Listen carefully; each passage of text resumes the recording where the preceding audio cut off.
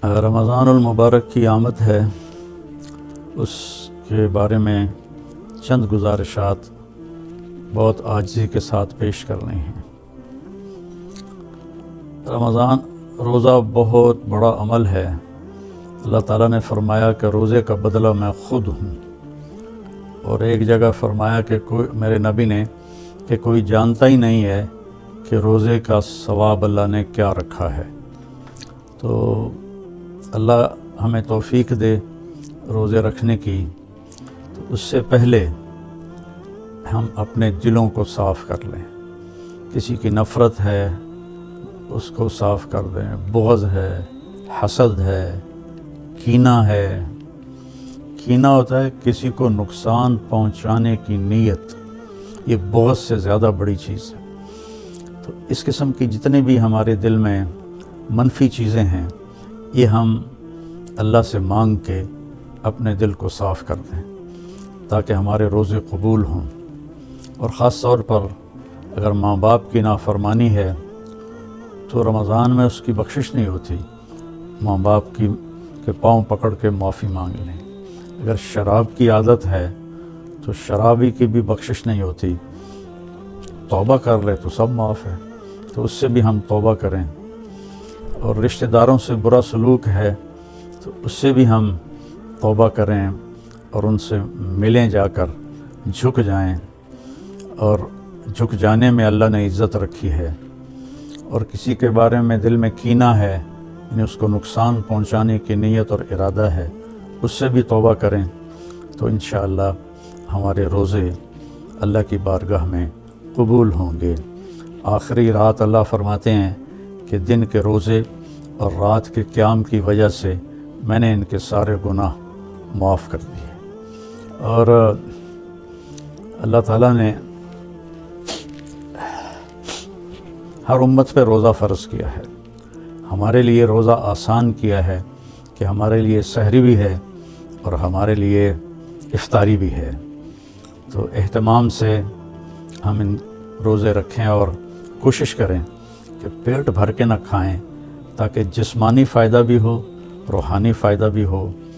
اگر ایک مہینہ پورا ہم اس طرح روزہ رکھیں کہ ہمیں ظہر سے بھوک لگنی شروع ہو جائے تو پورے مہینے میں ہمارے جسم کے اندر جتنی بھی کثافتیں اور غلط چیزیں جمع ہیں وہ ساری دھل جاتی ہیں اور صاف ہو جاتی ہیں۔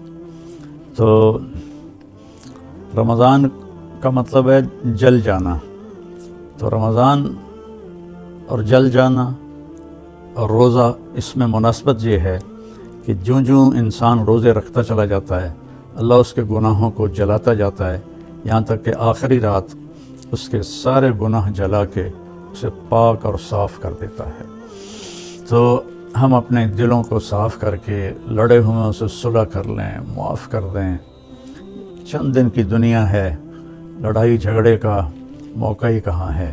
چند صبحیں ہیں، چند شامیں ہیں، بہت سی بیت گئیں، تھوڑی باقی ہیں۔ بہادر شاہ ظفر رحمۃ اللہ علیہ کا شعر ہے، ان حسرتوں سے کہہ دو کہیں اور جا بسیں، اتنی جگہ کہاں ہے دل داغدار میں۔ تو دل داغدار میں اللہ کی محبت اور اللہ کے رسول کی محبت اور اللہ کے بندوں سے محبت اپنائیں تاکہ ہمارا ہر عمل قبول ہو اور اللہ تعالی ہم سے راضی ہو۔ اور دوسری بات یہ ہے مالدار حضرات کے لیے کہ زکوٰۃ کا تو ضرور اہتمام فرمائیں۔ بہت غربت ہے اور بہت مہنگائی ہے، ہمارے گناہوں کی سزا ہے کہ مہنگائی کا عذاب ہے ہمارے اوپر۔ جو اللہ ہی ٹالے تو ٹالے، تو ہم سب اللہ کی بارگاہ میں توبہ کریں اور کھل کے مال خرچ کریں، زکوٰۃ بھی دیں، زکوٰۃ سے بڑھ کر بھی دیں، اور ڈھونڈ کر خاص طور پر ان لوگوں کو جو سوال نہیں کرتے اور گھر میں فاقہ ہے، انہیں تلاش کر کے ہم اپنا مال خرچ کریں کہ جو ہم نے خرچ کر دیا وہ ہمارا ہو گیا، جو ہم نے بچا کے جمع کر لیا وہ مرتے ہی پرایا ہو گیا، پتہ نہیں اولاد کا ہے یا کس کا ہے۔ تو زیادہ سے زیادہ اللہ کے نام پر مال خرچ کریں غریبوں کو ان کو ڈھونڈ کر مریضوں کو روزہ رکھنے والے روزہ رکھ نہیں سکتے ان کو ان کی امداد کریں تو اللہ تعالیٰ آپ کے اس مال کو جہنم سے بچاؤ کا ذریعہ بنائے گا. اور کسی سے ناراض ہیں تو اس کو معاف کر دیں. کوئی آپ سے ناراض ہے تو اس سے جا کے معافی مانگ لیں تو ہمارے روزے انشاءاللہ قبول ہو جائیں گے. کثرت سے تلاوت کریں قرآن کی. بخاری شریف کی روایت ہے کانا رسول اللہ صلی اللہ علیہ وسلم اجود الناس، اللہ کے نبی سب سے زیادہ سخی تھے. وَأَجْوَدُ مَا يَكُونُ فِي رَمَضَانَ حِينَ يَلْقَاهُ جِبْرِيلُ يَأْتِيهِ كُلَّ لَيْلَةٍ فَيُدَارِسُهُ الْقُرْآنَ. اور رمضان میں آپ بہت زیادہ سخی ہو جاتے تھے. جب جبریل آتے تھے روزانہ رات کو آپ جبریل کے ساتھ قرآن کا دور فرماتے تھے. تو یہ واحد نبی ہیں جن کے پاس اتنی کثرت سے جبریل تشریف لائے. ہر رات تشریف لاتے تھے. میرے نبی کو 9 رمضان ملے تو ہر رات کو، اور آخری رمضان میں 2 دفعہ آتے تھے. 2 دفعہ قرآن کا دور ہوا آپ کا جبریل کے ساتھ. اور فرمایا ولا رسول اللہ صلی اللہ علیہ وسلم اجود بالخیر من رمضان من الریح المرسلہ، کہ اللہ کے نبی رمضان میں جبریل کے ملنے پر تیز ہوا سے بھی زیادہ آپ کی سخاوت ہوتی تھی.